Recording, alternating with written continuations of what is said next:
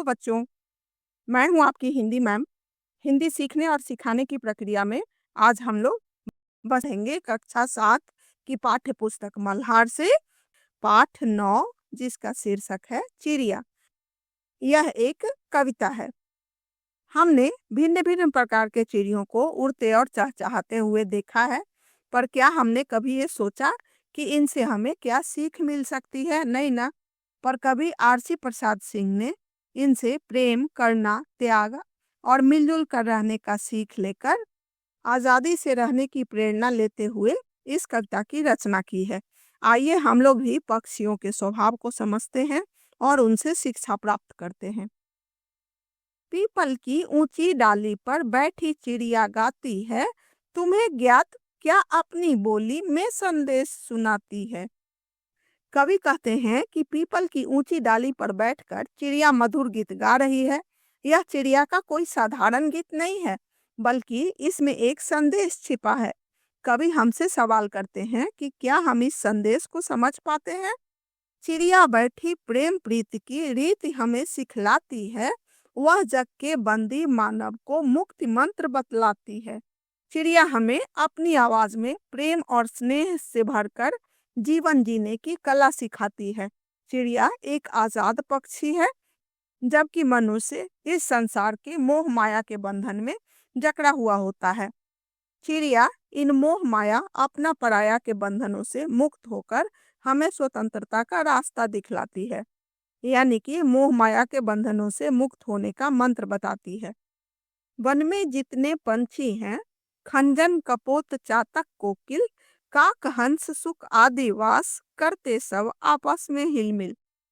खंजन एक छोटा सा सुंदर पक्षी होता है। कपोत कबूतर को कहते हैं, चातक पपीहा को कहते हैं, कोकिल कोयल को कहते हैं, काक कौवा को कहते हैं, हंस सफेद और शांत पक्षी होता है, सुख कहते हैं तोता को।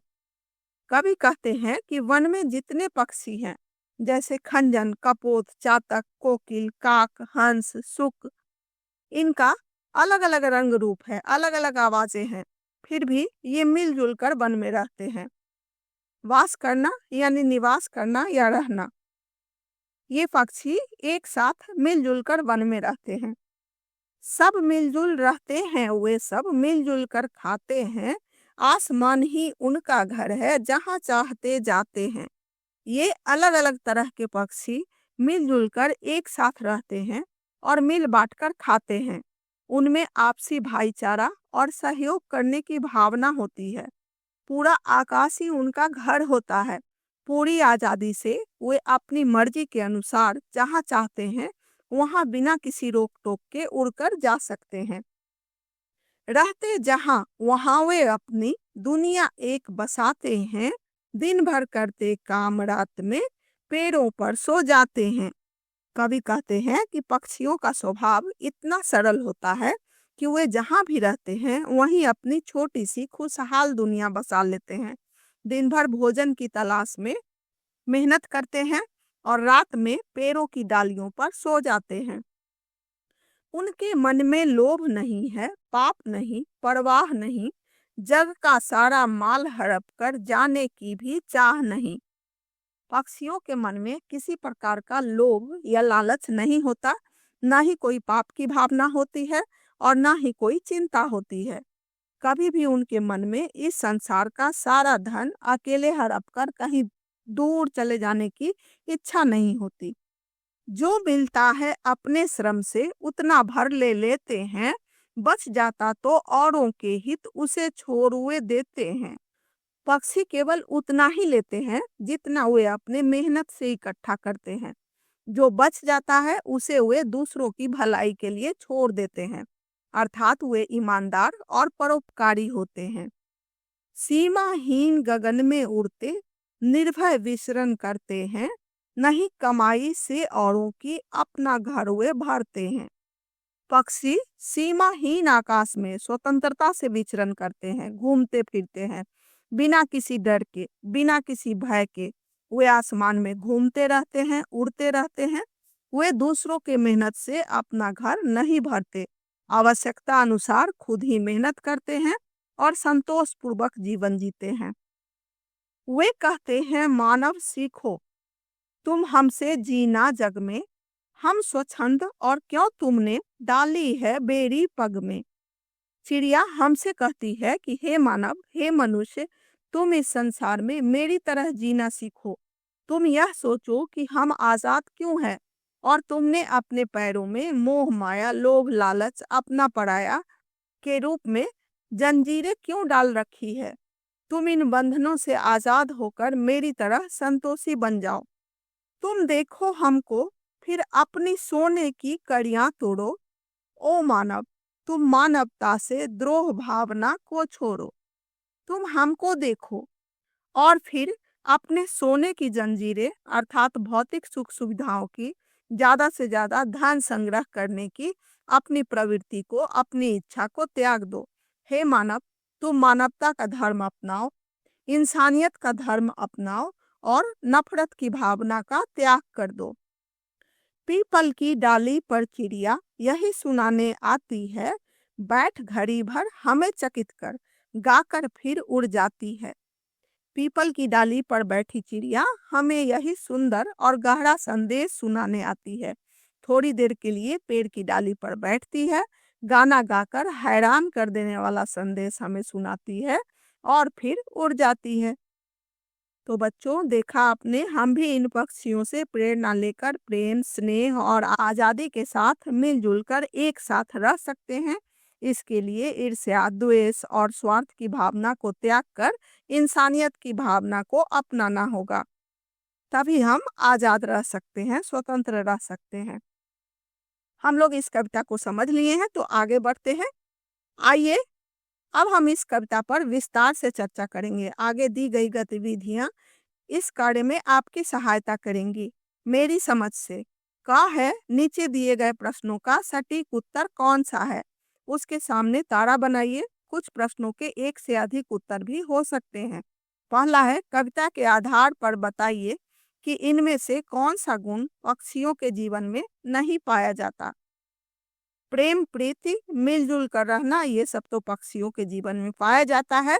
लोभ और पाप पक्षियों के जीवन में नहीं पाया जाता।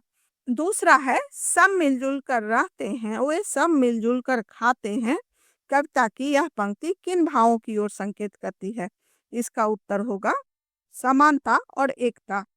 तीसरा है, वे कहते हैं मानव सीखो, तुम हमसे जीना जग में। कविता में पक्षी मनुष्य से कैसा जीवन जीने के लिए कहते हैं। इसका उत्तर होगा स्वच्छंद रहना। खा है, अब अपने मित्रों के साथ मिलकर चर्चा कीजिए और कारण बताइए कि आपने ये उत्तर ही क्यों चुने।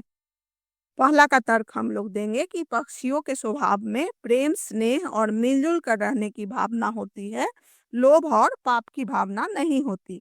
दूसरा है, सब मिलजुल कर रहते हैं, वे सब मिलजुल कर खाते हैं। इससे यह पता चलता है कि चिड़िया मनुष्य की तरह स्वार्थी नहीं होते, वे हमें समानता और एकता का भाव सिखाते हैं। तीसरा का उत्तर होगा कि चिड़िया मानव से कहती हैं कि यदि आप लोभ, मोह, स्वार्थ और संग्रह करने की प्रवृत्ति छोड़ दो और हमारी तरह जीना सीख लो, तो आप भी स्वच्छंद रह सकते हो, आजाद रह सकते हो।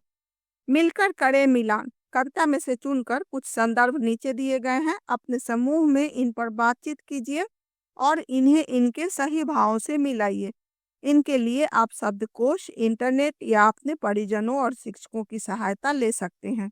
संदर्भ है चिड़िया की बोली, इसको मिलाएंगे प्रेम और स्वतंत्रता का संदेश।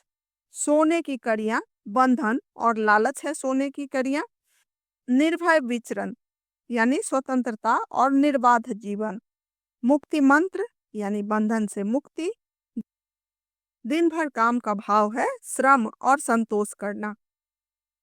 पंक्तियों पर चर्चा। कविता में से चुनकर कुछ पंक्तियां नीचे दी गई हैं, इन्हें ध्यान से पढ़िए और इन पर विचार कीजिए। आपको इनका क्या अर्थ समझ में आया, अपने विचार कक्षा में अपने समूह में साझा कीजिए और लिखिए।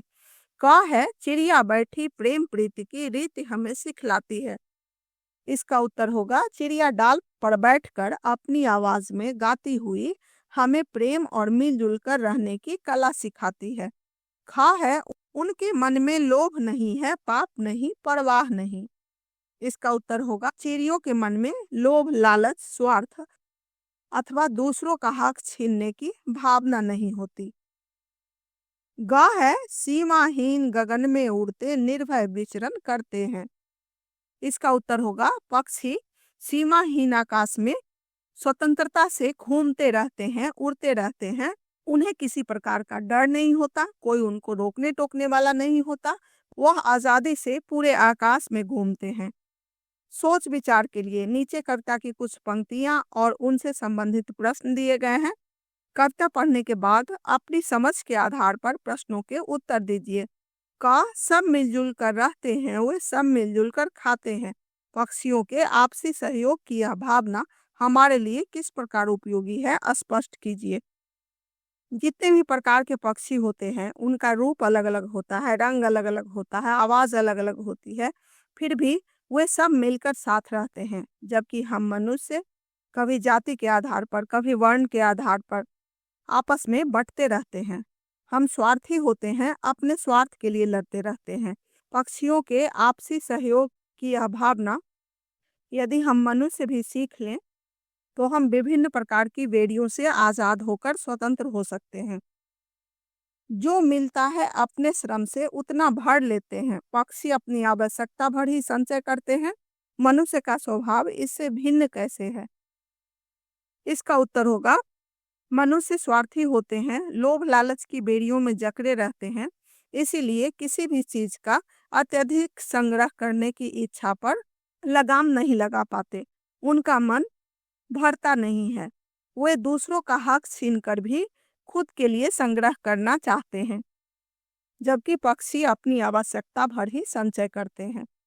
ग हम स्वच्छंद और क्यों तुमने डाली है बेड़ी पग में। पक्षी को स्वच्छंद और मनुष्य को बेड़ियों में क्यों बताया गया है? पक्षियों के मन में लोभ, लालच, स्वार्थ अथवा दूसरों का हक छीनने की भावना नहीं होती, इसलिए वे स्वतंत्र होते हैं।